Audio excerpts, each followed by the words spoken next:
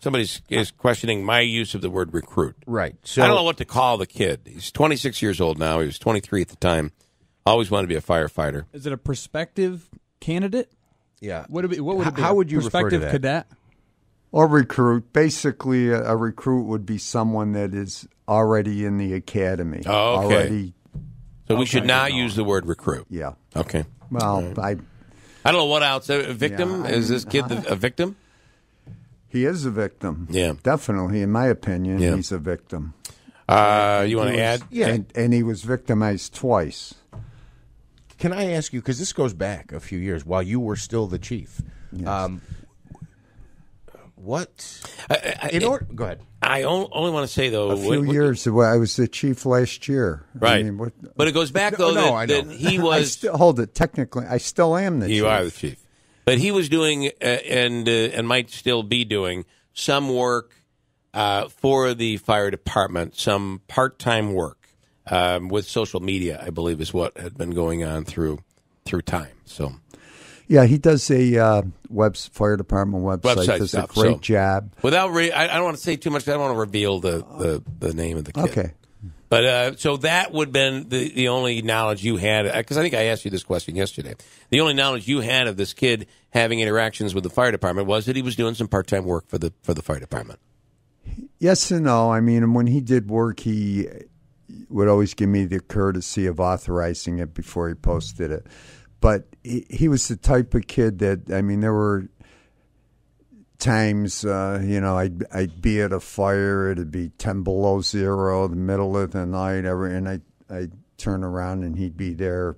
He was always there behind the yellow lines. Got it. Okay. So, can I just ask you something? So, when this alleged occurrence was happening, you were still full active fire chief. And if this was going on with regard to the video, The Girls Gone Wild, that would have been in direct violation of one of your policies that was in place at the time. Is that correct? These alleged actions would have been a violation, not my policies, long-standing department policies, many of them. But you had a stance of no pornography or anything. As far as in this pornography, station. So what I are had these? zero tolerance. When you say long-standing policies, explain what policies. Well, I'm those are. talking about our code of conduct, our book of rules, conduct unbecoming, which is a blanket dereliction of duty. If they want to get you, they can get you. Huh? If they want to get you, they're going to get you. There's enough written there. Absolutely. You might be one to say you know that full well. Absolutely. They can come up with a way. They're not. I just don't think they're real smart about anything they do. All these political maneuvers and trying to promote their people, and I feel I'd be remiss if I didn't say this. I want to say something right off the bat. This isn't a personal friend of mine. We don't socialize. Yes, thank you. Dump that because we haven't used his name. Yeah. So Thank you. I'd I'm rather sorry. not use his name. The father of this individual is not a personal friend. We have a professional relationship. And this individual is extraordinary. He is in a class by himself. I have been with him when he's entered buildings that others wouldn't enter. And he probably shouldn't have entered, and came out with kids, more than one. Fully involved buildings with holes in the floors, and just incredible. And as his career progressed, he just took, I'm not going to mention the programs he did, but he just took on these enormous tasks and was renowned across the state. Is this a guy and more importantly, his character was flawless, was impeccable. And one thing I will not stand for or tolerate, if anybody ever says that refers to him as a disgruntled employee. No, you're upset because he's not fire chief. You're hearing that begin to be thrown out there a little bit. Well, that can be thrown out, but put this in perspective. There was a recent civil service test, state test for fire chief, and he was so far above any of the other applicants point-wise on this test. I will leave it at that because I don't want to. I don't want to reveal because you reveal him, we're going to reveal the kid. And to me, I do believe this kid is a victim and should be protected, just like a female victim would be protected. This is the tragedy of it. This very, very credible individual, 30-year vet, over 30 years with the city, that had put his life at risk many times for the people in this city, went with a complaint that his son had been victimized. I mean, we can all imagine this happening to your son. Can you imagine what his wife or this individual's mother was? Where our sources told us that the day that his son revealed to him, it happened when his son finally found out he wasn't getting a job, and he thought he was in. He had the right contacts, did the right things, always wanted to do this. Finds out he's not getting the job. He reveals to his dad, our sources tell us, and I am getting chills now thinking about what I would feel like and if my son came to me and said that this had been going on for the last 3 years. And then I knew that I had to tell his mom. Oh, my God. Yeah, I can't even imagine it. And then they go to the CEO of the city, the mayor, and he pours his heart out and he provides documents. And what do? They try to sweep it under the rug. And for over 3 months, and he's had to work with the acting chief. Let me go on. The mayor did not call him, see how him and his family were doing. He did not offer their family the opportunity for counseling. He kept them working, these two individuals working together on a daily basis. I mean, it's just, I can't even imagine this. Meanwhile, business as usual. Meanwhile, compare this to the way you have been treated. Compare this. Let's take you out of it. Compare it to firefighter Fort, who's... Yeah. I've known Rick Fort since he was a little kid. He lives on my street. Mm-hmm. I don't know all the details of what's happened to him. All I know is this. He served his country as a United States Marine. Okay, he was a New York State paramedic and firefighter. He was recognized more than once for his actions, on the fire ground. Yeah. So this was an opportunity. They hold a news conference and come out and blast him before any charges were filed. Before he's had his day in court. And any of these issues are, even my issue to a certain extent, the sad part is it affects the family. Yeah. I mean, it bothers all families involved here. Yeah, it's going to affect everybody. Absolutely, and my heart aches for all these families. Everybody. This is just horrible. Go ahead, Jeff. One more thing. Can you talk about how it is that in this case, a civilian, at least when he started out, gets access to the firehouse, gets to go on calls? Is this routine? Is there a waiver? Okay. Do you have to approve? If this happened, yes, there's a form, there's a waiver. And any time someone that is not employed by the fire department rides in a fire vehicle, when it's not an emergency. Media has done it as well. We've taken media along. And, they have to have this waiver signed, and it's kept on file. And it has to basically be approved by the fire chief. Okay.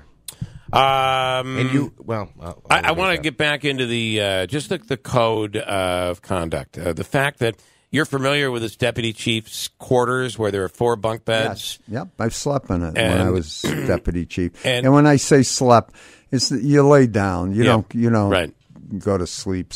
Can you imagine what is being described in these text messages that he would bring, allegedly, if these text messages are true, young guys and young girls in? It seemed like calling them, I'm going to use the word because it's news-related, blowers. I don't know exactly what that means, but it's leading me to believe something.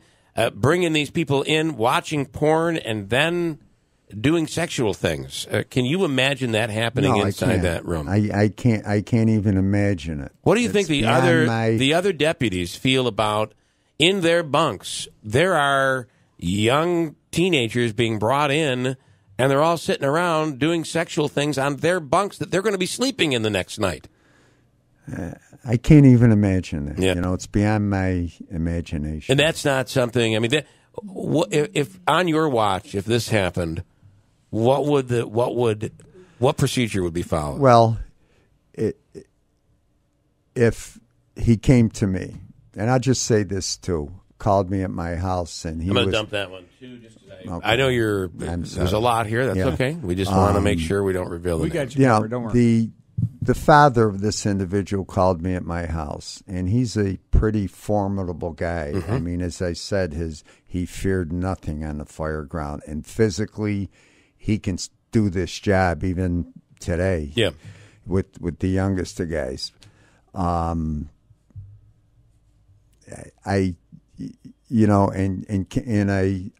He came in, I spoke with him about this, and I just perplexed how he was treated. I can't imagine how City Hall disrespected him because they had somebody that politically they had been grooming for 3 years.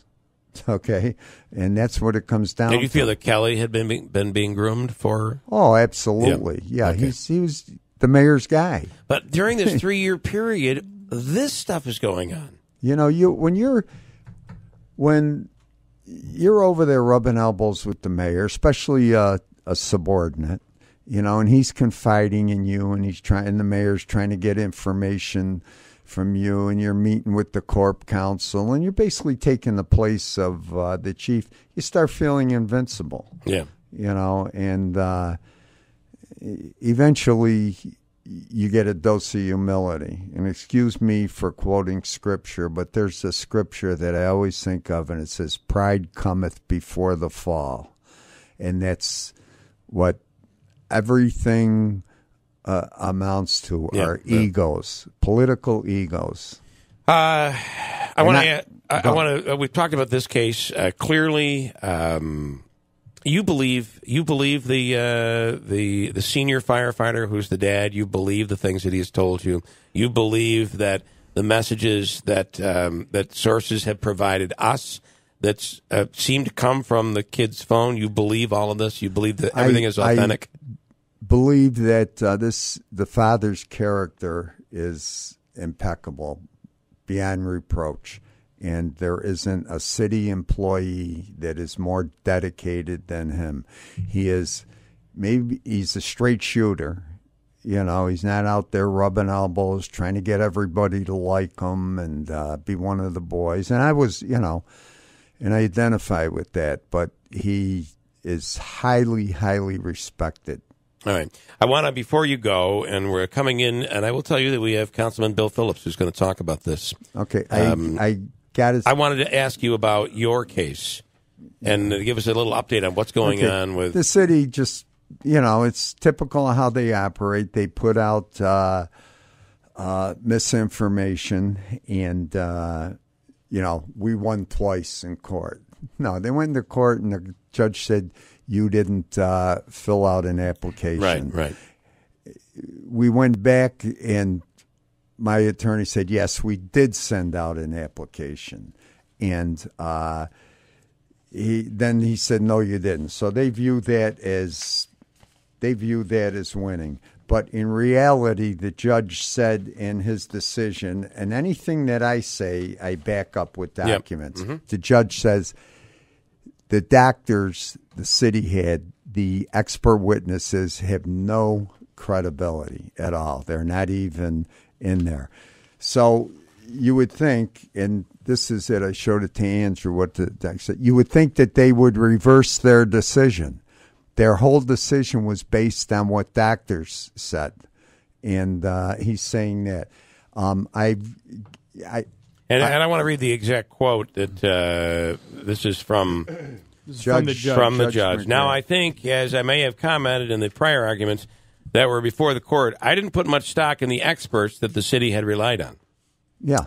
Okay, that's fair. What's that say? You are paraphrasing, but I would feel it would be it's a pretty fair assessment. I want to say this, too. I was shocked yesterday when you said no councilman would come in.